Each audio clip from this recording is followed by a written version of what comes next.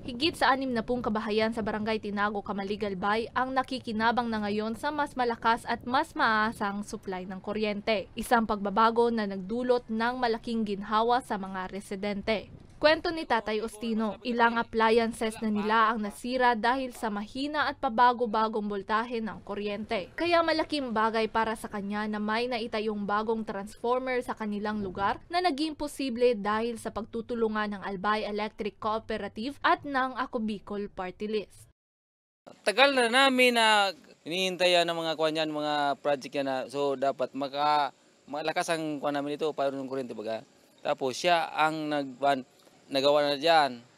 Dapat patuloy-tuloy na. Umasa kami dito na para mapaganda na ang power sa kuryente.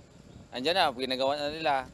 Kahapon nang i-energize ang naturang transformer. Kaya mula sa dating 140 to 160 volts, tumaas na ito sa 230 to 250 volts. Ayon sa tagapagsalita ng Aleco na si Ange Galero, malaking tulong ito sa mga consumer sa lugar dahil maiiwasan na ang overloading sa kuryente. At masusustain na rin ang kinakailangang boltahe ng 60 kabahayan na nasa itaas na bahagi ng lugar na hindi gaanong nasusuplayan ng tamang boltahe.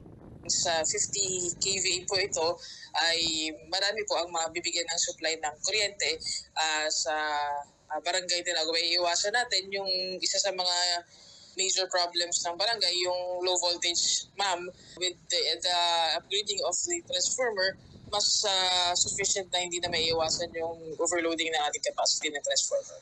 Muli naman na nagpaalala ang opisina ng Aleco sa mga consumer na maging responsable sa pagbayad ng kanilang konsumo at mag-ingat sa paggamit ng kuryente upang maiwasan ang anumang insidente. Para sa mga balitang Tatak Bicol, May Insinares.